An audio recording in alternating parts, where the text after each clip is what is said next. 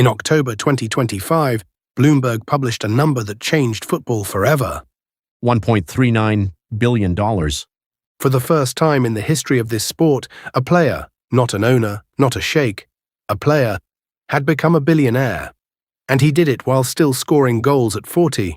7 months later, Forbes put his last 12 months at $300 million. The biggest single year any active athlete has ever recorded. Not LeBron, not Tiger, not Messi. But here's the part almost nobody talks about. Ronaldo's salary, the biggest in football history, is not what made him a billionaire. The real money came from a machine he started building 20 years ago, when people were still laughing at him for it. This is how Cristiano Ronaldo built a billion-dollar empire. To understand the empire, you have to start on a small island in the Atlantic Ocean, Funchal, Madeira, a tin-roofed house on a hill. His father, José Dini, worked as a kitman at a local club, washing the boots and jerseys of other players. His mother, Dolores, was a cook. 4 children, never enough money. At 12 years old, Ronaldo left home for the Sporting Lisbon Academy, 1,000 kilometers away. He cried himself to sleep. The other boys mocked his island accent. At 15, doctors found a racing heart condition that threatened to end his career before it began. He had surgery and was back on the training pitch within days. That boy, poor, mocked, homesick, made himself a promise. He wasn't just going to escape poverty, he was going to make sure his family never felt it again. And then football gave him his first taste of real money. In 2003, Manchester United paid over £12 million for an 18-year-old with frosted tips and too many stepovers. Sir Alex Ferguson's own players demanded the signing after Ronaldo destroyed them in a friendly. 6 years later, Real Madrid broke the world transfer record, £80 million, and at his peak paid him around $40 million a year, 9 seasons, 4 Champions League titles, 450 goals. Then Juventus made him the highest-paid player in Serie A history, around €31 million a year after tax. And by 2020, something historic had already happened. Ronaldo became the first team sport athlete ever to cross $1 billion in career earnings while still playing. Read that again. $1 billion earned before the biggest contract of his life even existed. Most players would retire, buy an island, disappear. Instead, Ronaldo made a move the entire football world called a step down. It turned out to be the greatest financial decision in the history of sport. December 2022, Al Nassr, Saudi Arabia. The world laughed. He's finished. It's a retirement league. Here's what the deal actually was. A reported salary of around $200 million a year, the largest in the history of sport. And because Saudi Arabia has no personal income tax, that's take-home money. Every $100 Ronaldo earns in Riyadh is worth nearly double what a star earns in Europe after tax. Then in June 2025, it got bigger.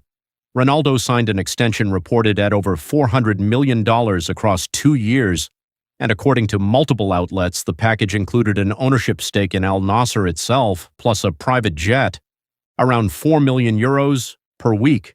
That contract is the exact moment Bloomberg pushed him across the billion-dollar line. But listen, a salary alone doesn't make you a billionaire. Spending does the opposite. What separates Ronaldo is what he did with the money, and it started with a decision back in 2013 that people treated as a joke. Ronaldo launches underwear, his own brand, CR7. Pundits mocked it, but Ronaldo understood something most athletes never do. His name was worth more than his legs. Fragrances followed. Footwear, denim, eyewear. Today, the CR7 brand alone is valued in the hundreds of millions.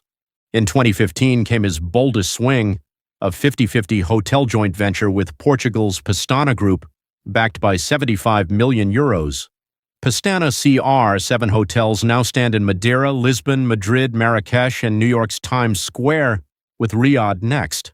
Then CR7 Crunch fitness gyms, Inspiria hair transplant clinics across Europe and the Middle East, an AI wellness app, Portuguese media companies, a paddle club in Lisbon, investments in Whoop, and even the AI firm Perplexity. Not every bet is proven. He put $7.5 million into a Herbalife tech venture that's still unwritten. But notice the pattern. Every business sells the same product, Ronaldo's lifestyle.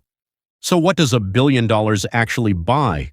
Start with the garage, somewhere between $20 and $30 million sitting in it.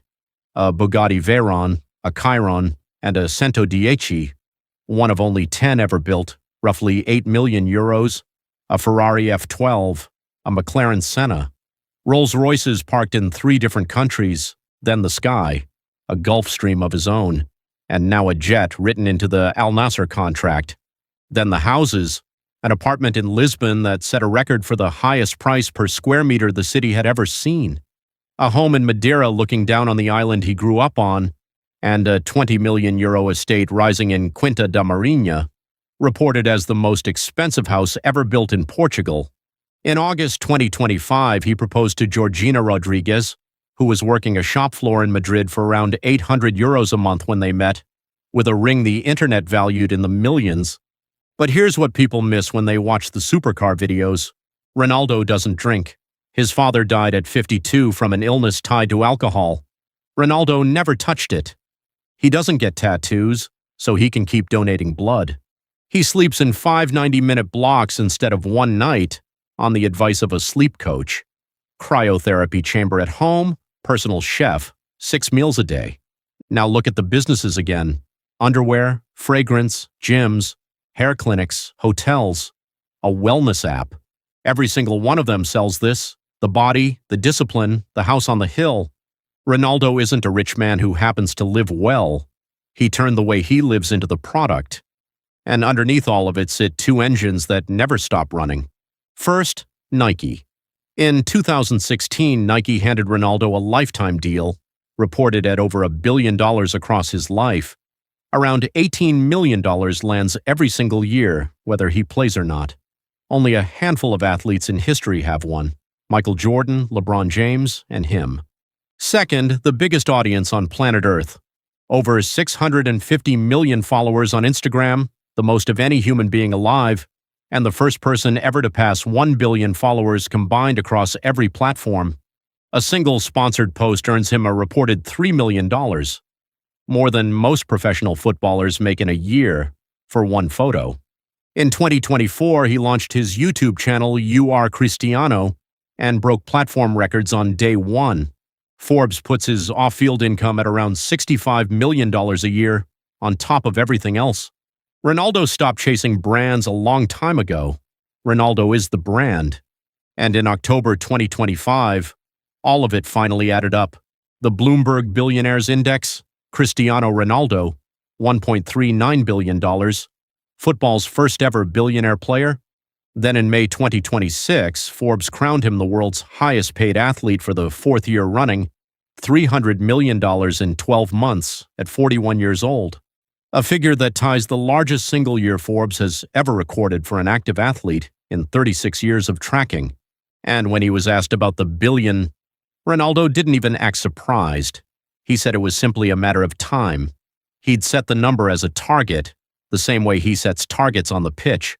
From a kitman's son in Madeira sharing one room with his siblings, to a man whose empire earns money while he sleeps. The salary made him rich, but the businesses, the brand, the hotels, the ownership, that's what made him untouchable. But here's the twist. In June 2026, Forbes confirmed a second footballer had crossed the $1 billion line. He never took the Saudi money. He turned down an offer bigger than anything Ronaldo has ever signed, and became a billionaire anyway. A completely different way. His name is Lionel Messi. And his money story might be even smarter. That's the next video. Subscribe so you don't miss it. This is Pitch to Glory, where every legend has a story you've never heard.